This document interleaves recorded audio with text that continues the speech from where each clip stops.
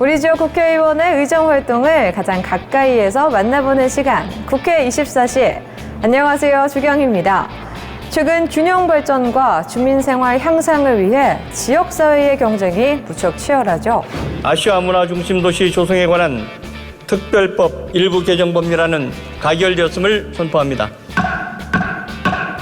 얼마 전 광주 지역 최대 현안이었던 아시아 문화중심도시 조성에 관한 특별법 개정안이 통과되면서 지역 발전에 큰 탄력을 받게 됐습니다.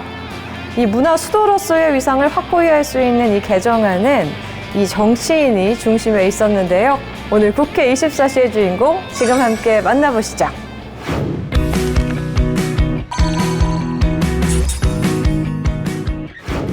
이병훈 의원입니다. 문화체육관광위원회, 국립중앙박물관 국정감사. 이렇게 보면은 국립박물관 한 곳의 평균 소장 유물이 14만 명 되고 국립중앙박물관 지난 10년간 10만여 점이 늘어나서 41만여 점입니다. 지속적으로 증가하고 있죠. 근데 전시율은 2011년 5.9%에서 평균 3.6%로 하락했습니다. 관장님, 소장 유물수는 늘어나는데 전시율이 떨어지면 그만큼 수장고에 잠들고 있는 유물수가 많다는 거 아니겠습니까? 네, 그렇습니다. 피트 하나 더 보겠습니다. 이게 국립진주박물관하고 대구박물관 최근 10년간 전시율이 1%도 안 됩니다. 이런 경우는 박물관이라기보다는 수장고라고 명칭을 변경해야 맞을 것 같은데. 근데 절대적인 수장 공간이 전시 공간이 제약되어 있고 또한 최근에 여러 가지 전시를 보는 경향 자체가 달라가지고 조금 이게 전시품 전체 숫자는 달라지고 있습니다. 어쨌든 국박에 유물이 들어가면 안 나온다. 뭐 이런 말들이 많이 있어요. 뭐 여러 가지 이유가 있겠지만은 지금 더군다나 2019년 기준으로 보니까 10,000명 이하의 관람객이 찾는 사립박물관이 약 30곳이 되는데 약 15% 이르는 박물관이 말하자면 존폐의 기로에 서 있는 겁니다.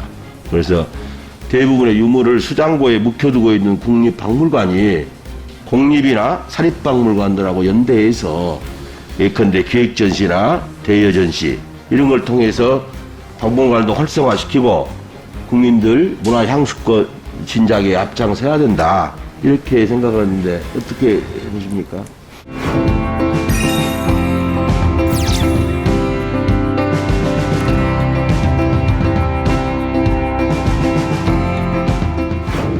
(20대의) 행정고시 합격. 열정 넘치는 사무관으로 온 세계를 누비며 1988년 서울 올림픽을 준비한 사람.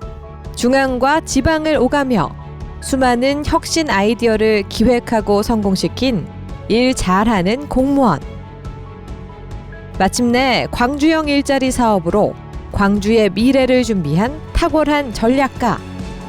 광주는 자신의 모든 것이라 생각하는 타고난 광주 정치인. 이제 문화와 경제를 통해 광주와 한국의 미래를 통찰합니다. 더불어민주당 이병훈 국회의원. 일단 의원님은 배울 점이 굉장히 많으시죠. 오래 공직 생활을 하셨기 때문에 다양한 경험들을 가지고 계시고 또 그 속에서 이제 뭐 직접 이렇게 체득하신 그런 정무적인 감각들 이런 부분들은 저희가 어디서 배울 수 없는 부분들이기 때문에 그런 부분들 굉장히 많은 가르침 주고 계시고 굉장히 연구를 많이 하는 분이죠. 굉장히 섬세하고 그래서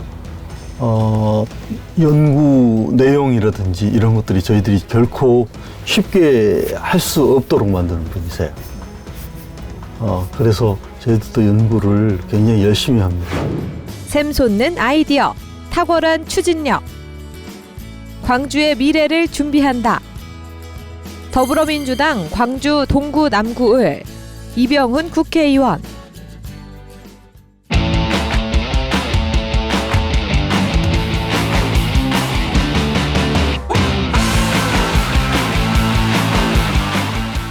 네, 오늘 국회 24시 이병헌 의원님과 함께합니다. 의원님 안녕하십니까? 네, 안녕하세요. 네, 네.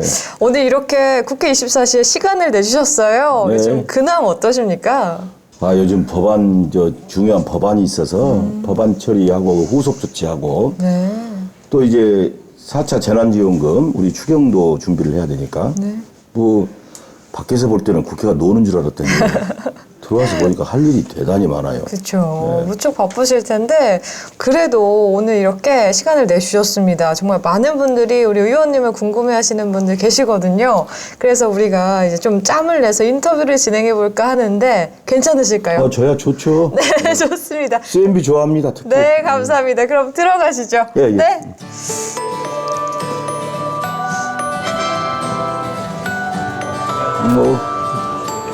네, 의원님 코로나 시국인 만큼 손 소독부터 먼저 진행하도록 하겠습니다. 아, 그래야죠? 네, 손 소독 먼저 해주시죠. 네.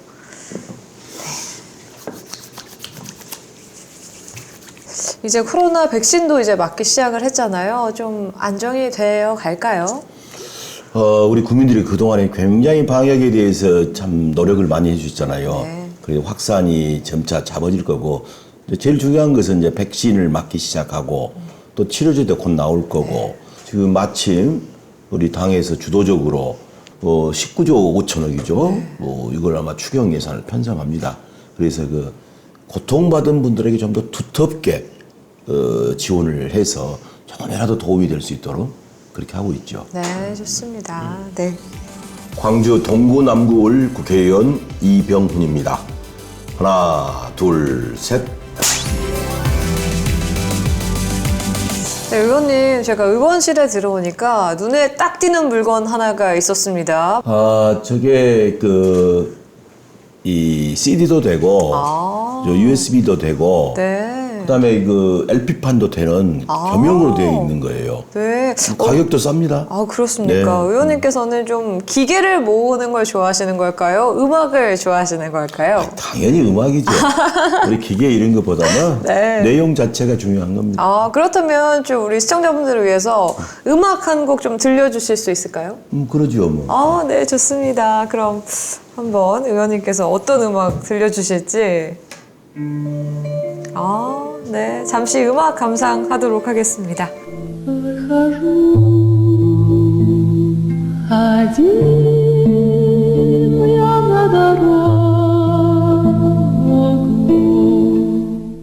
네, 이렇게 멋진 음악까지 감상을 좀 해봤는데요. 본격적인 토크에 앞서서 의원님과 저의 토크 합을 맞춰보는 간단한 이심전심 게임을 좀 해보려고 합니다. 제가 제시어를 드리면 하나, 둘, 셋 하면 이제 좀 대답을 해주시면 됩니다.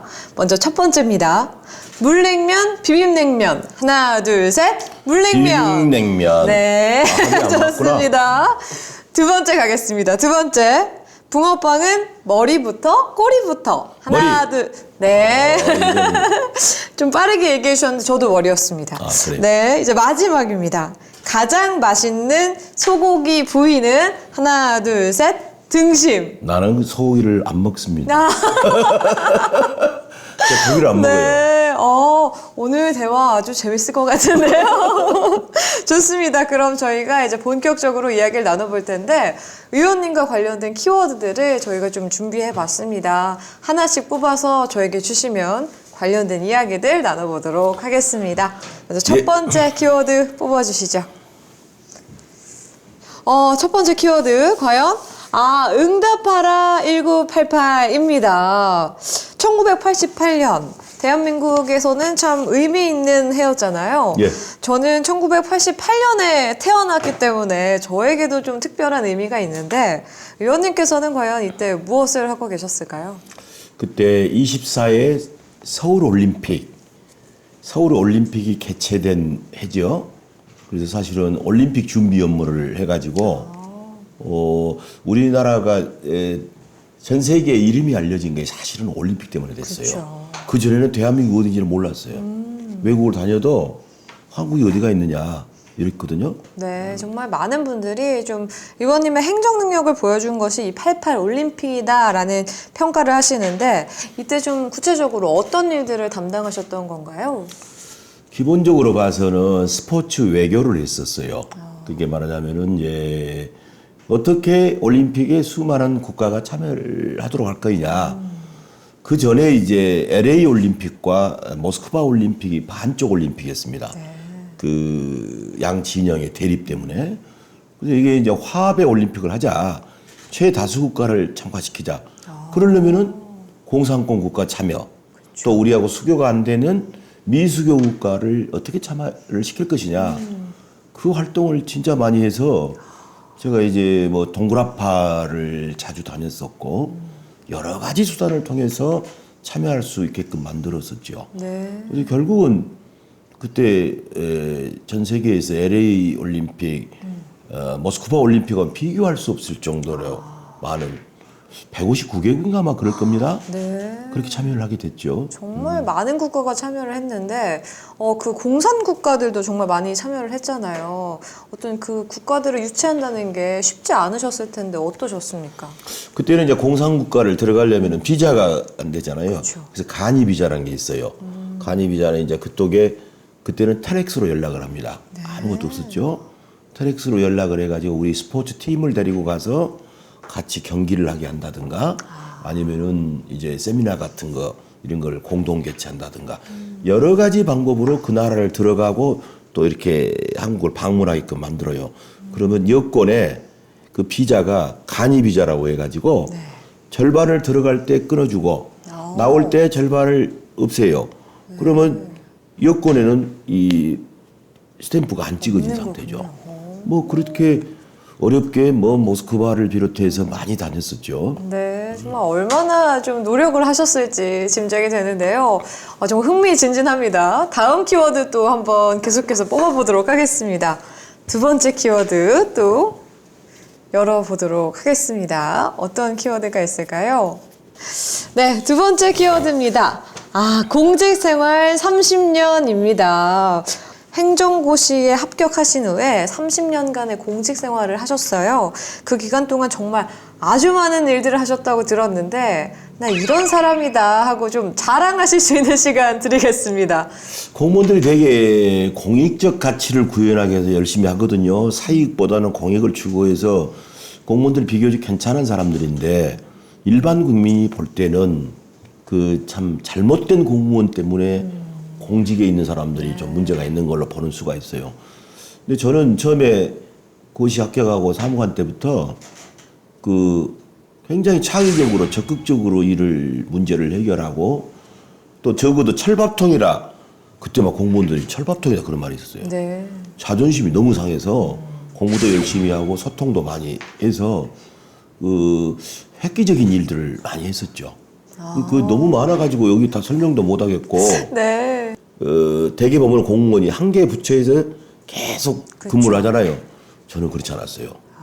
중앙과 지방을 오르락내리락 하면서 예를 들면 청와대도 근무를 했고 일선군에서 군수도 하고 또 도청에도 근무를 하고 시청에도 근무를 하고 문체부도 근무하고 행자부도 근무하고 건설청도 근무하고 국가균형발전회도 근무하고. 의원님께서도 언급을 해주셨지만 38회 광양 군수로 부임을 하셨는데 사실 군수하면 이미지가 좀 나이가 지긋하신 분이 떠오르는데 그때 너무 젊지 않으셨습니까? 제가 그 과장급들이 34년생, 38년생이에요.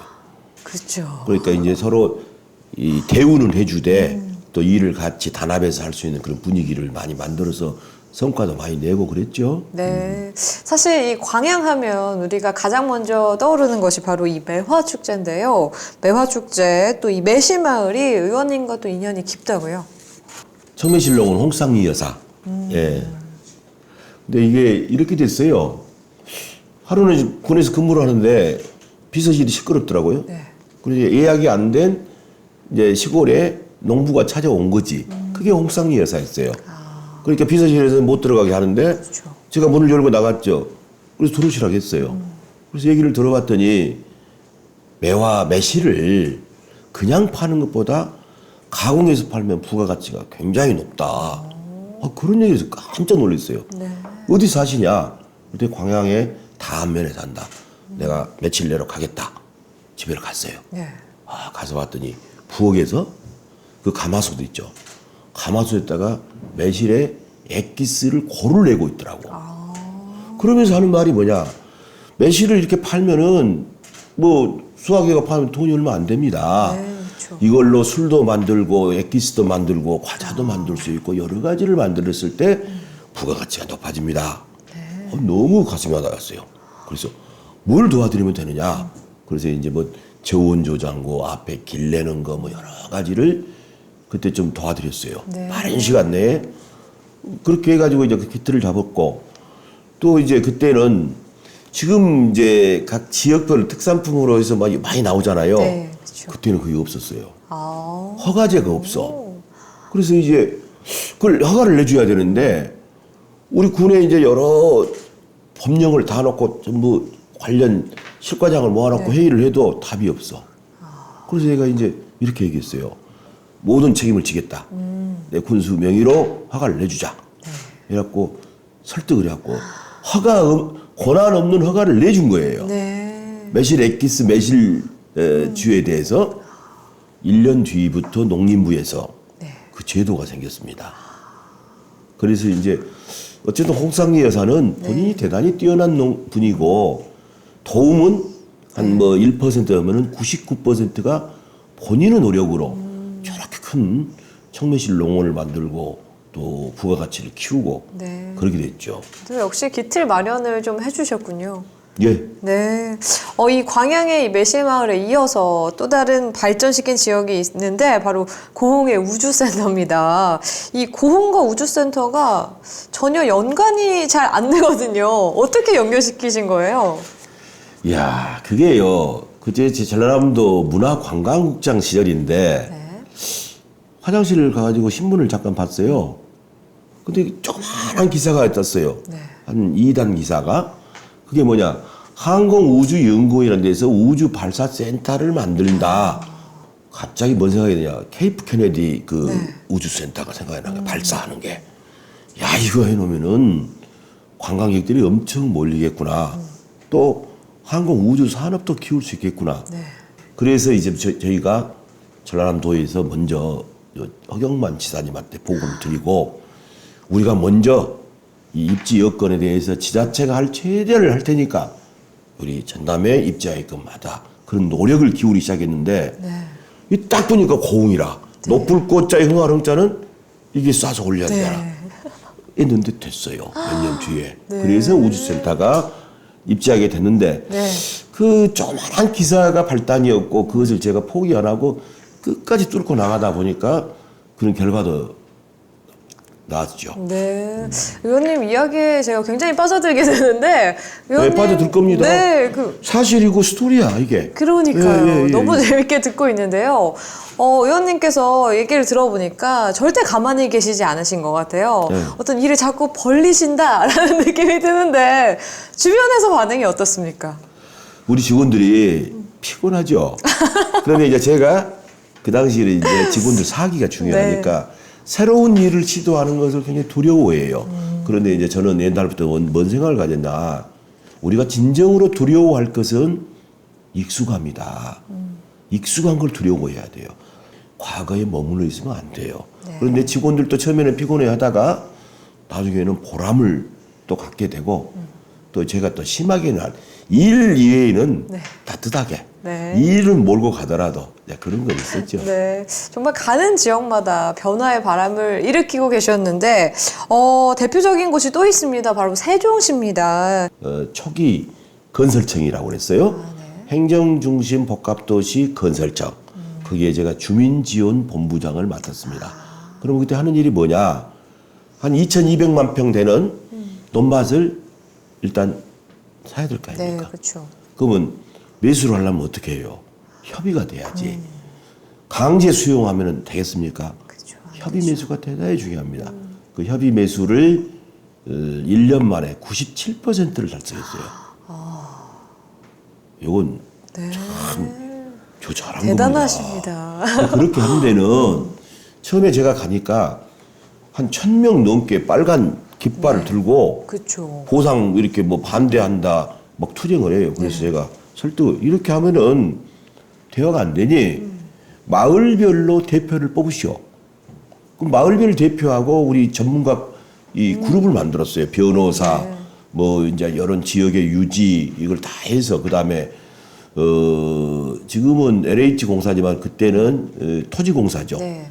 토지공사 임원회하고 다 이제 그렇게 얘기를 하는데 정말 마음을 그 규정에 얽매이지 않고 물론 규정은 준수해야 됩니다만은 규정을 잘못됐다는 것은 개선까지 시켜 나가면서 주민들하고 그렇게 회의를 하다 보니 시간이 지나니까 신뢰가 형성이 된 겁니다. 소통을 절제해서 신뢰가 형성이 돼서 받아들일 수가 있는 거예요. 예를 들어서 내 논밭이 있어요. 여기는 150만 원이에요, 평당. 바로 옆에가 200만 원이야. 야, 이게 뭐 전이냐 답이냐. 우리 시골 분들이 그거 따집니까? 이게요, 배고픈 건 참는데 배 아픈 건 참을 수가 없어. 그렇죠. 보상이 안 돼요. 이런 것을 전부 사실을 설명하고 잘못된 것은 고치고 하다 보니까 협의 매수가 그렇게 잘 됐던 겁니다. 네.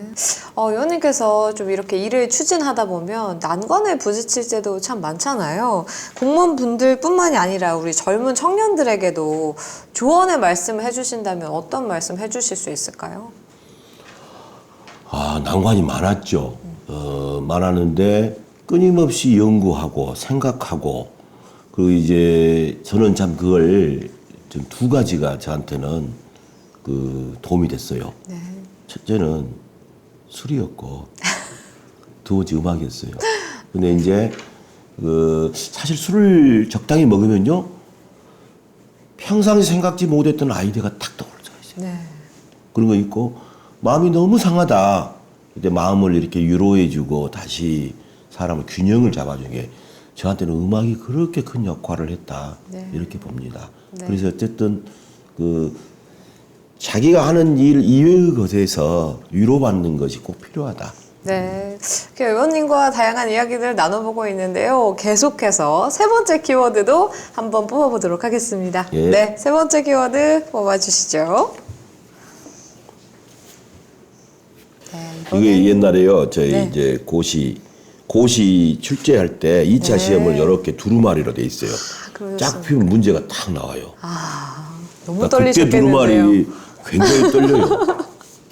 세 번째 키워드입니다. 세 번째 키워드 최초의 문화경제부 시장입니다. 문화경제 부시장이 아니라 문화경제 문화경제부? 부시장. 문화경제 부시장입니다. 세 번째 키워드 제가 최초의 문화경제 부시장이라는 말이 있는지 제가 찾아봤어요. 잘 모르겠더라고요. 이게 어떤 건가요? 이제 이용섭 시장이 취임을 하면서 저하고 일을 좀 같이 하자. 그런데 이제 그래서 전국 지자체 중에 최초로 되게 보면은 경제부시장은 있거든요. 네. 문화경제부시장 최초로 하게 됐는데 지금 21세기는 문화가 경제고 경제가 문화입니다. 그렇죠? 네. 동전의 양면이에요.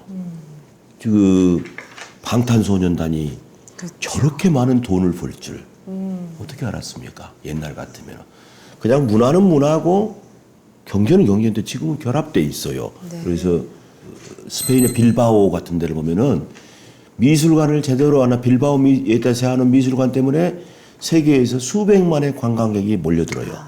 그렇죠. 바로 그겁니다. 그게 그 문화가 경제가 돼 문화 콘텐츠 산업 있잖아요. 네. 소득 수준이 10,000불 넘은 세계의 사람들은 반드시 문화를 향유하게끔. 그래서 그 문화가 돈이 되는 겁니다. 네. 그렇다면 좀 그런 맥락에서 아시아 문화 중심 도시 특별법 개정안도 좀 이어지는 걸까요? 그렇죠. 지금 이렇게 돼 있거든요. 세종시가 원래는 이제 행정 중심 복합 도시잖아요. 네. 그다음에 광주에 있는 광주는 아시아 문화 중심 도시. 중심이라는 말을 넣은 겁니다. 네. 그래서 그 국가 균형 발전 차원에서 이루어진 것이 아시아 문화 중심 도시 광주. 그럼 이걸 위해서 아시아 문화 중심 조성에 관한 특별법이 있었어요. 그러는데 이게 이제 2015년에 법 개정이 잘못됐어요. 네. 국가에서 손을 떼겠다. 자, 우리가 예를 들어 시드니를 간다. 어디 오페라 하우스 안 갑니까? 가야죠. 그렇습니다. 이것처럼 세계의 랜드마크가 필요해. 그럼 우리나라의 랜드마크 어디냐? 없어요. 그래서 이 문화로 랜드마크를 만드는 것이 아시아 문화 전당입니다. 그런데 네. 개관된 지 5년 만에 개관되자마자 5년 뒤에 법인으로 만들겠다. 그 얘기는 국가에서 돈 조금 주고 나머지는 벌어서 써라. 그래서 그것을 다시 원래 위치대로 국가가 책임지고 관리하고 키워주는 아시아 문화 전당이 되자 해서 국가 소속 기관으로 바꾼 것이 법안의 가장 크고요. 또 이제 특별법이라 기간 제한이 있잖아요. 그래서 그것을 원래 2026년까지 광주를 아시아 문화 중심 도시로 만들기 위해서 지원하자. 라고 되어 있는 것을 전당이 5년 늦게 개관됐거든요. 그래서 5년을 연장해서 2031년까지 지원하자. 해서 유효기간을 늘렸고. 그러면 현재 있는 그 법인의, 현재는요, 전당 조직하고 아시아 문화원이라는 법인 조직이 똑같은 일을 둘이 하다 보니까 갈등, 충돌 되는 게 없어요. 그러나, 그럼 현재 있는 법인의 식구들은 어떻게 할 거냐? 고용승계. 고용승계를 새롭게 우리가 재단을 하나 만들어요. 재단을 왜 만드냐? 국가기관은 돈 못 벌입니다, 원래. 그렇죠. 그러다 보니까 재단이 필요해. 그래서 수익사업에 관계된 것을 재단을 만들어서 고용을 승계하자. 그게 큰 법안의 주요 내용입니다. 네, 이렇게 좀 말씀을 나누다 보니 의원님에 대한 그 문화 사랑이 느껴지는데 이렇게 문화에 관심을 가지게 된 계기가 또 있을까요? 근데 공교롭게요, 제가 법대를 나왔는데 대학 시절에 사실은 DJ를 또 했어요. 오. 고시 공부한다는 놈이 네. 공부를 안 하고 한 2년간을 음악에 빠져가지고 그때 DJ 인기 좋았어요. 오. 뭐 리퀘스트 막 뭐 들어왔는데 근데 저는 뭐 그런 것에 관심이 없었어. 음악에가 빠져가지고 하루 12시간씩 이렇게 음악을 틀고 듣고 그랬거든요. 네. 근데 그런 것이 아무래도 밑에가 DNA가 깔려 있었는지 네. 몰라도 또 공직 생활에서 절반 정도는 한 문화 관련 일을 했던 것 같아요. 네. 의원님께서 그 DJ 시절에 주로 어떤 음악들 드셨나요? 요새 그 퀸 음악이 막 리바이벌 하고 나오죠? 맞습니다.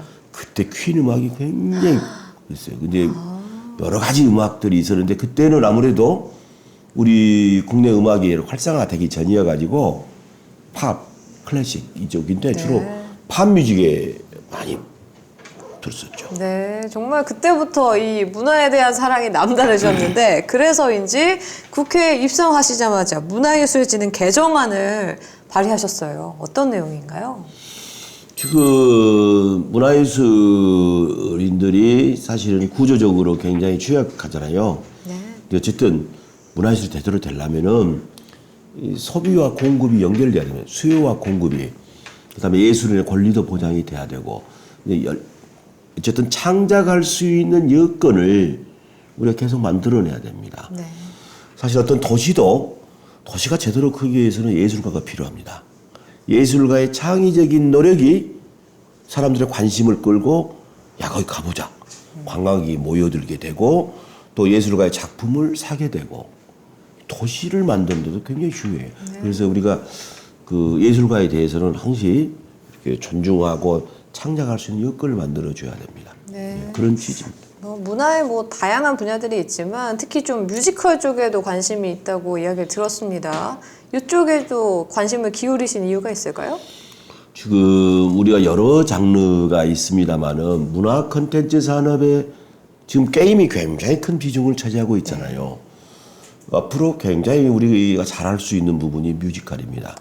우리가 지금 뮤지컬을 거의 영국, 미국 쪽에 그걸 받아다가 이렇게 하는 뮤지컬이 창작 뮤지컬이 우리 기반이 굉장히 많이 돼 있어요. 그 우리도 라이선스 공연이 아니라 창작을 통해서 전 세계에 우리가 수출도 하고 중요합니다. 뮤지컬은 벌써 노래가 되잖아요. 또 춤이 있잖아요. 음악이 있잖아. 그렇죠. 정말 중요합니다. 네, 왠지 평소에도 좀 즐겨 부르시는 노래도 많으실 것 같은데 굉장히 기대가 됩니다. 잠시 후에 확인하도록 하고요. 마지막 키워드가 남아 있습니다. 마지막 키워드 한번 뽑아보도록 하겠습니다. 네, 마지막 키워드에는 과연 어떤 내용이 들어있을까요? 아, 삼수 끝에 입성입니다. 의원님께서 30년의 그 긴 공직 생활을 마치고 정치로 방향을 전환하셨잖아요. 3번의 도전 만에 성공을 하셨습니다. 맞습니까? 맞습니다. 어떻게 보면 좀 새로운 도전이잖아요. 정치를 선택하시게 된 계기가 또 있을까요? 제가 학창 시절에는 정치에 대한 뜻이 좀 있었던 것 같아요. 그러다가 지방자치가 실시된 95년부터 보니까 정치판이 개판이야. 돈 없으면 안 돼요. 공천에 들어가는 막 돈을 제가 그 퇴직 공무원들을 이렇게 봤더니 어디 군수 출마한다, 시장 출마한다는데 이게 보이지 않는 공천비가 몇 억씩. 그래서 야, 이거 정치가 썩었구나. 그래서 정치 꿈을 버렸었어요. 그러다가 이제 늦바람이 난 겁니다. 2011년인가 그때 이제 아시아 문화 전당 도시 사업을 하는데 제가 근 5년 가까이 이 사업이 정말 키워내기 위해서 정권도 바뀌고 너무 힘들게 가다가 문화마저도 정치력이 필요하구나. 정치는 법률과 예산을 지고 있지 않습니까? 그래서 어떤 생각을 하게 되느냐. 갑자기 연꽃 생각이 났어요. 아니, 그 멋있는 연꽃이 그 더러운 물에서 연꽃을 피우지 않느냐. 그래서 그렇다면 내 뜻을 당초대로 정치에 들어가서 제대로 한번 결실을 맺어보자. 해서 그때 차관복급인데 제가 1급을 4년 6개월 했어요. 그래서 앞으로 지금 퇴직하려면 시간이 많이 남았는데 과감하게 명예퇴직을 하고 출마를 해갖고 탁 떨어졌죠. 떨어지고 그때는 처음 떨어지니까 좋다. 재도전하자. 그래갖고 이제 4년을 기다렸잖아요. 또 떨어졌어요. 야, 이놈의 그 대학 입시는 그래도 1년에 한 번씩인데. 그렇죠. 이놈의 선거는 한 번 떨어지면 4년이 그 세월이 어쩌겠습니까? 그러나 이제 3번째 다시 도전해갖고 됐잖아요. 됐는데 그러다 보니까 이제 나이가 제법 초선이 나이가 좀 너무 많이 들은 거야. 한 4선쯤 뭐 이렇게 된 나이야. 5선쯤. 그런데 인생에는요 3가지가 없다는 거야. 산무라 그래. 인생 산무. 첫째가 뭔지 아세요? 뭘까요? 비밀이 없어. 비밀은 뭐냐? 우리가 이렇게 얘기하죠. 쥐도 새도 모르게 한다 그러면 쥐하고 새만 모르지 다 알아. 두 번째, 공짜가 없어요. 노력 없이 결실을 맺을 수는 없다. 그래서 공짜란 것은 없습니다. 3번째가 뭐냐? 이게 중요합니다. 정답이 없어. 정답이. 우리가 살면서 이거이 지금 최고 베스트 같지만은 세월이 지나서 보면은 정말 어려웠던 것이 나한테 좋은 경험이 되고 오히려 좋았던 것이 독약이 될 수도 있는 거예요. 그래서 저는 그 정답이 없다는 거에서 제가 나이 묵은 초선이라니까 처음에는 좀 쪽팔리고 좀 그렇디다마는 그 아픔을 겪고 왔기 때문에 훨씬 더 열심히 하게 되고 또 지역의 또 민초들의 아픔을 누구보다 잘 알아요. 이렇게 좀 정치를 시작한다고 했을 때 가족들이 반대했을 법도 하거든요. 좀 반응이 어떠셨을까요? 당연히 반대죠. 아이고, 저희 집사람은 굉장히 조용하고 비정치적인 사람이에요. 철저하게 반대를 했어요. 뭘 그렇게 인생을 어렵게 살아가냐. 공직생활을 30년 넘게 해서 그동안에 이제 좀 쉬어라. 그러니까요. 응? 그래서 이제 가족 얘기를 통해서 내가 정치를 하더라도 가정적으로 피해를 안 주겠다. 약속을 하고 했는데 막상 선거를 나가니까 또 우리 저희 처가 또 나와서 또 열심히 하더라고요. 그래서 감사하게 생각합니다. 정말 다양한 활동 등을 통해서 좀 정책 활동을 해오셨는데 이것들을 좀 다 아우를 수 있는 질문이 아닐까 싶어요. 이병훈 의원님에게 정치란 무엇입니까? 정치란 국민이다. 국민이에요. 국민의 기초를 두지 않은 정치는 의미가 없어요. 정치는 국민이고 정치는 민생이다. 이게 답입니다. 이렇게 정치란 무엇인가까지 이야기를 나눠봤는데요. 의원님의 다음 의정 활동도 저희 국회 24시가 함께 하도록 하겠습니다. 고맙습니다. 네, 감사합니다.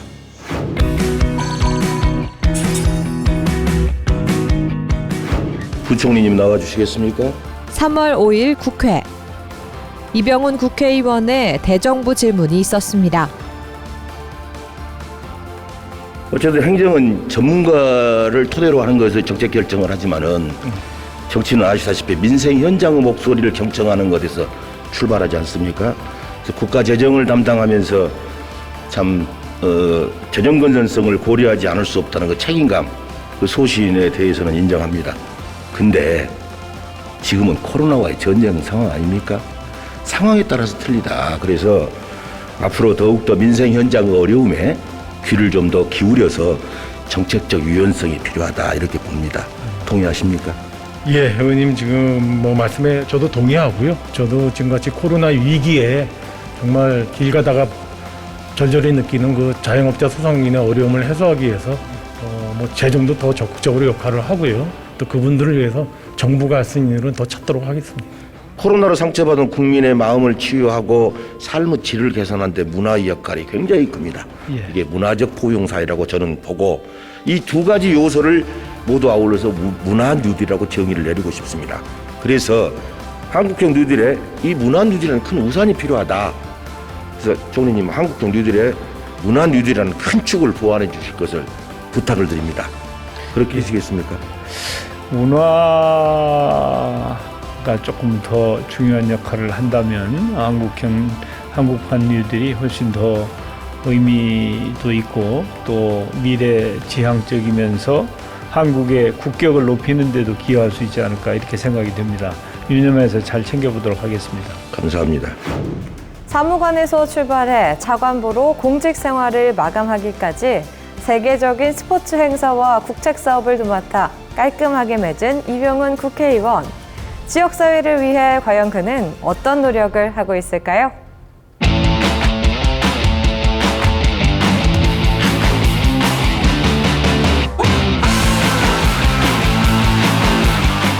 네, 의원님, 지금부터는 민주당 내 현안과 의원님의 지역구 현안에 대해서 알아보는 문담 레이더 시간입니다. 먼저 21대 국회에서 임기 내에 이것만큼은 내가 꼭 실현하겠다 하는 게 있다면 어떤 게 또 있을까요?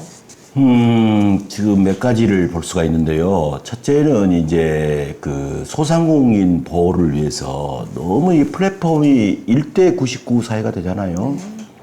아니, 짜장면이고 뭐 치킨 시켜 먹을 때 전부 다 이렇게 수수료 떼고 하다 보니까 이제 법안을 발의를 해놓은 게 있어요. 소상공인이 운영하는 플랫폼을 국가에서 지원하자.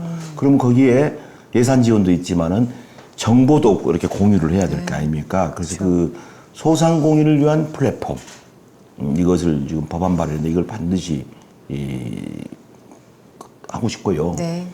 그 다음에 이제 1945년 이후에 우리가 문화재는 문화재청에서 관리를 하는데 해방 이후에 있었던 그 건물이든지 아니면은 그 우리 옛날에 우리 어머니 아버지들이 썼던 것들, 네. 소중한 것들을 다 버려요. 그래서 이제 그런 것들을 말하자면 전통문화산업, 우리가 문화산업진흥법인데 전통문화를 갖고는 안 돼 있어요. 그래서 그 전통문화산업진흥법이라고 해서 그런 것들을 활용해서 또 잘 가꾸고 지키고 그걸 활용한 문화산업을 키우자. 전통문화산업진흥법이고, 특히 이제 마지막으로 그 대학생들, 네. 대학생 융자금 있잖아요. 이거 좀 심각한 문제죠. 직장도 못 구하는데 그 학자금 융자 받은 거, 그게 부채로 남아가지고 네. 너무 어렵지 않습니까? 그래서 그 융자금을 어떻게 학생들한테, 졸업한 학생들한테 부담을 덜어주는 방안, 뭐 이런 것들을 반드시 하고 싶어요. 네. 의원님께서는 초선 의원임에도 불구하고 이번 국정감사와 예산활동에서 좀 돋보이는 의정활동 성과들을 내셨는데요. 이쯤에서 의정활동 성과들을 좀 소개 좀 해주시죠. 제가 초선이지만은 몸무게, 나이, 네. 또 목소리 이런 건 삼성급 이상으로 하고. 네. 제가 그냥 사람들이 그렇게 얘기를 하고요. 네. 근데 어쨌든 국감 때에도 인권에 관한 거 있지 않습니까? 그 최숙현 선수 자살하게 됐던 네. 그 최숙현 선수 같은 예를 들어서 운동선수가 폭행이나 이런 것 때문에 하면 안 된다. 그래서 그걸 최숙현 선수 같은 거 방지하기 위해서 국민체육진흥법 개정하는 것도 있었고, 그 다음에 이제 예술인들, 또 예술가들이 또 이렇게 얼마나 많은 그 갑질 때문에 당하는 네. 그걸 보호하는 법안도 그때 하게 됐고, 뭐 이런 것들, 국감, 민원 처리, 예산 확보, 이런 여러 가지 것들을 하고 있습니다. 네. 이번에는 좀 지역구에 관한 질문을 드려볼 텐데요. 먼저 우리 지역구 소개와 좀 자랑 좀 해주시죠. 제가 광주 동남을이잖아요. 네. 그 동구하고 남구에 양림, 박림, 백운, 사직동입니다. 네. 여기가 말하면 광주의 원도심이죠. 지금은 이제 원도심이 많이 침체돼 있지만은 결국은 시간이 지나면은 원도심으로 유턴을 하게 됩니다. 이건 세계적인 경향인데 그렇게 하기 위해서는 도시 재생 이게 잘 돼야 돼요. 근데 어쨌든 제 지역구 내가 광주의 모든 것이 다 들어있다고 봐도 과언이 아니에요. 금남로, 충장로, 무등산, 아시아문화전당. 이게 문화와 자연과 그다음에 인문 환경이 거의 녹아들어 있어요. 그래서 이것을 제대로 키워낸 것이 광주를 키우는 것이다. 또 우리나라를 키우는 것이다. 이제 올해 9월이 되면 광주형 일자리 사업이 본격적으로 가동이 되잖아요. 이 사업에 대해서 좀 구체적으로 설명 좀 해주시죠. 광주형 일자리. 이건 정말 중요한 사업이었습니다. 제가 광주광역시 문화경제부 시장을 하면서 정말 제가 가장 자랑스럽게, 지금은 자랑스럽지만은 그때는 너무 힘들어서 이러다 사람이 죽겠구나. 왜 그러냐? 광주형 일자리라는 게 뭐냐면은 노사상생형 일자리입니다. 노사상생이 지금 노조가 뭐 데모하고 뭐하고 해서 사실은 한국의 자동차 회사들이 전부 외국으로 나갔죠. 네, 맞습니다. 그런데 23년, 이제 그 당시로는 23년, 25년 만에 공장이 한국에서 가동을 하는 겁니다. 그럼 광주형 일자리는 뭐냐? 광주 사람들한테 일자리를 많이 주는 거지만은 노사 관계를 재정립한 겁니다. 광주형 일자리의 핵심은 첫째가 적정 임금. 임금이 너무 많아가지고 자리가 줄어들잖아요. 임금을 적정하게 주고, 적정 임금, 적정 근로시간, 그 다음에 노사 상생 경영, 그 다음에 투명 경영. 그래서 광주형 일자리는 그 네 가지의 기초를 두고 있는데, 현대자동차의 그 위탁 생산하는 공장을 만든 겁니다. 자, 이렇게 되다 보니까 일자리가 몇 개 생기냐. 직접 고용한 것이 900명에서 1000명이에요. 지금 뽑았고 앞으로도 더 뽑아가지고 9월 달에 차가 나옵니다. 생산이 돼요. 이제 간접 고용까지 하면 12,000명이 되는 겁니다. 그러니까 일자리가 좋아지고 지역 경제가 살아나죠. 광주가 민주인권 평화도시, 우리나라의 민주주의를 달성한 도시인데 두 번째 산업 평화를 달성한 도시로 각인이 될 겁니다. 어찌 이 현대 자동차도 커져 나가겠지만은 삼성이나 LG나 이렇게 일하기 좋은 환경이 어디가 있냐? 광주를 오지 않겠습니까? 이게 우리 꿈이에요. 이걸 잘 시민이 지켜내야 된다. 이렇게 보는 겁니다. 네, 정말 제가 그것을 책에도 내가 그걸 써놨어요. 이게 이제 제가 부시장 마치고 이 더불어 사는 경제, 나누는 일자리. 앞으로 일자리가 줄어들잖아요. 정말 노사가 이렇게 서로 상대를 인정하면서 일자리를 많이 만들어내야 우리나라가 살 수 있습니다. 청년들이 살 수가 있어요. 네, 정말 앞으로의 좀 발전된 광주의 미래가 기대가 되는데요. 저희가 이번에는 지역민들의 목소리를 좀 직접 담아왔습니다. 함께 보면서 이야기 나눠보도록 하겠습니다. 먼저 첫 번째 지역민 만나보도록 하겠습니다. 의원님, 소상공인들이 코로나19로 많은 어려움을 겪고 있는데 의원님 차원에서는 어떠한 노력을 하고 계십니까? 우선 단기적으로 19조 5천억을 이번에 4차 추경에다가 포함을 시켜요. 4차 재난지원금이죠. 근데 이것은 이제 전 국민을 이렇게 나누는 것보다 정말 고통받는 사람 두텁게 실질적인 도움이 되게. 그래서 기존의 지원금보다 훨씬 액수도 많을 뿐만이 아니라 실질적인 혜택을 많이 주자. 그동안에 뭐 예를 들어서 영업 허가증이 없는 사람들 못 받았잖아요. 진짜 고통받는 사람들. 그런 분들한테도 혜택이 갈 수 있게끔 돼 있고, 그래서 그것이 우선적으로는 소상공인 보호에 도움이 될 것이다. 또 중요한 것은 사람이 많이 몰려들어야 돼. 장사가 되려면 많이 몰려들어야 돼요. 왜 아까 문화경제 했냐? 사람이 광주가 볼 데가 있다, 즐길 거리가 있다가 왔을 때 와서 밥도 먹고 술도 마시고 그럴 거 아닙니까? 그것이 진정으로 도시를 키운다. 그래서 그 문화관광적 요소를 많이 키운다. 아시아 문화 전당도 당연히 콘텐츠를 키워야 되지만은 그 동구 남구에 있는 그 마을들 있잖아요. 거기에 맞게 그걸 키워내야 돼요. 요즘 젊은 사람들도 그 아주 신식만 좋아한 게 아니잖아요. 옛날 추억을 나이 든 분들한테는 추억이고 젊은 사람들한테는 뭐 신기하네? 이 새로운 거 아니야? 이렇게 해서 동네가 뜰 수가 있거든요. 그래서 그런 것들을 계속 문화 관광을 키우다 보면은 소상공인도 도움을 받을 수 있다. 여러 가지 생각을 갖고 있습니다. 네, 좋습니다. 계속해서 두 번째 지역민의 목소리를 들어보도록 하겠습니다. 의원님, 아시아문화전당 특별법이 통과됐는데 그동안 고생 참 많으셨습니다. 그럼 이제 아시아문화전당은 어떻게 바뀌게 되나요? 이제 법안 개정을 통해서 일할 수 있는 시스템을 갖춰야 됩니다. 두 번째로 광주 시민과의 소통, 또 국가와의 소통, 타 지역과의 소통, 외국과의 소통. 그래서 엄청나게 많은 그런 그 아이디어가 들어와서 소위 말하면은 발전을, 우리가 수력 발전소를 생각하면은 저수지가 있어야 되잖아요. 그 문화 저수지를 전당에 만들어서 그 문화 저수지에서 발전을 해야 돼. 문화 발전소 역할을 하게 만들면은 광주 전체가 좋아지고 우리나라 전체가 좋아지고 아시아 사람들의 교류의 플랫폼으로서 기능을 갖게 됩니다. 관광도 많이 오겠죠. 콘텐츠도 많이 만들어내야 되겠죠. 크게 보면 문화 콘텐츠를 어떻게 키워낼 거냐. 두 번째, 문화 관광을 어떻게 키워낼 거냐. 그랬을 때 일자리, 소상공인들을 위한 거 모든 게 다 이루어지고, 옛날에 의향했는데 진짜 의향의 모습을 현대적 의미의 의향, 더군다나 음식을 또 얼마나 잘합니까? 그렇죠.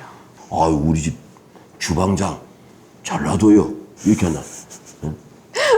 네, 이렇게 의원님의 말씀에 제가 깊이 빠져가고 있는데 의원님과 이야기를 나눌수록 의원님을 좀 더 알아보고 싶다라는 생각이 듭니다. 그래서 저희가 준비한 코너입니다. 백투더퓨처인데요. 의원님의 가방을 저희가 한번 살짝 들여다볼까 하는데 괜찮으실까요? 뭐하러 가방을 봐요? 가방 속에 어떤 것들을 좀 가지고 다니시는지 저희가 한번 들여다보려고 합니다. 미리 말을 하지, 내가 정리를 안 해놨는데. 의원님 평소에 갖고 다니시는 가방 맞으시죠? 예. 의원님, 근데 가방을 제가 딱 보니까 범상치가 않아요. 이게 약간 오래된 느낌이 좀 가득하면서 낡은 느낌이 살짝 드는데 평소에 얼마나 된 가방인가요? 이게 98년에 샀으니까 한 23년 됐나요? 정말 오래된 가방이네요. 그런 데도 많이 달아지고 했는데 그래도 튼튼하고 좋아요. 이 가방만 고집하시는 이유가 있을까요? 정이 많이 들어서 죽을 때까지 갖고 다녀야 될 것 같아요. 네, 정말 많이 여기가 이렇게 다 해줬습니다, 의원님. 그러네요. 가방 속을 한번 그럼 봐도 될까요? 이런. 열어주시죠. 어떤 것들 평소에 갖고 다니실까요? 이건 뭐 이제 핸드크림이군요. 핸드크림도 있고. 네. 또 나이가 드니까 이제 약도 비타민 C도 먹고 약도 막 들어있어요. 네. 의원님들 다 약을 이렇게 챙겨 다니시더라고요. 또 혈압약까지 가고. 나 혈압이 없었는데 그놈의 광주형 일자리 하다가 이거 혈압 생겨가지고. 네. 신문, 중요한 신문. 네, 매일 읽으시는. 스크랩할 것들. 여기 네. 보면은 신문을 보고 내가 이제 이동 중에 뭐 꼭 스크랩하고 관리해야 되겠다 이렇게 신문 있고. 또 서류들이죠, 서류들. 일하시는 서류들 이렇게 네, 서류들 또, 여기 중요한 서류는 이렇게 다니시는군요. 끄덕끄덕합니다. 네. 이 정도입니다. 뭐. 돈은 안 들었어요. 네, 좋습니다. 이렇게 의원님의 가방까지 저희가 좀 들여다봤습니다. 의원님의 이야기를 좀 들어보면 굉장히 차분하시지만 강인한 의지가 느껴진다라는 그런 느낌을 제가 받았는데 그 의지를 좀 지탱하는 힘은 어디에서 나오는 걸까요? 살아생전에 잘하자. 살아생전에 다른 사람한테 손가락질 받지 말자. 가치 있는 일을 하자. 가치 있는 일을 했을 때 자식들한테 돈 물려주는 거는 얘기들 배려부요. 재산 많이 물려주면 얘들 버려. 정신, 가치를 물려줘야 된다. 네. 그렇게 그런 마음으로 삽니다. 네. 네. 의원님께서는 뭐 문화에 좀 조예가 깊으시잖아요. 평소에 좀 좋아하시는 노래들도 굉장히 많이 있으실 거라는 생각이 드는데 이쯤에서 우리 지역민들에게 애창곡을 좀 한 소절 불러주시면 어떨까요? 아, 이건 아닌데. 이게, 나훈아가 부른 그 대동강 편지인가. 그게 사실은 제가 네. 2018년에 평양을 갔어요. 네. 대동강 부병로를 갔어요. 와. 딱 보니까 네. 대동강 편지 딱 생각이 나는데, 가사가 안 떠오르요. 네. 그래 못 불렀어. 그 한을 그러니까 여기서 그놈을 한번 불러볼까? 네, 좋습니다. 가사를 모르고 보고 불러야 네, 되겠네. 좋습니다. 대동강아 내가 왔다 울밀 때야 내가 왔다 우편 편지 속에 한 세월 묻어놓고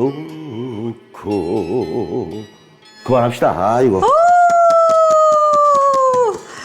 감사합니다. 의원님, 제가 노래 이거. 안 시켰으면 어쩔 뻔했습니까? 지금 거의 제대로 가수 제대로 같으신데요. 이렇게 제대로 부르면 나 정말 잘할 수 있어요. 네, 너무 잘하셨습니다. 가수 같으셨어요. 우리 지역민들에게 정말 좋은 선물이 됐을 것 같습니다. 고맙습니다. 네. 감사합니다. 이제 저희가 정말 마지막이 남아있는데요.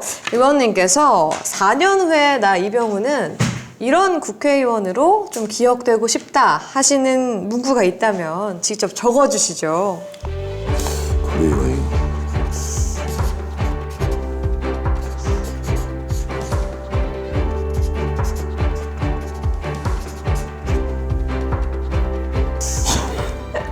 한번 들어주시죠. 4년 뒤에 네. 우리 지역 주민 광주 시민들이 좀 이렇게 기억을 해주면 좋겠습니다. 참 괜찮은 놈이야. 나 이 말 듣고 싶어요. 어떤 의미일까요? 참 인간적 매력도 있고 일도 잘하는구나. 우리 마음을 참 대변해줘. 너 참 괜찮구나. 나 이 말 듣고 싶어요. 네, 이렇게 써주신 것처럼 정말 우리 주민분들, 우리 국민분들에게 참 괜찮은 분으로 기억이 되길 바라겠습니다. 오늘 고생 많으셨습니다. 감사합니다. 네.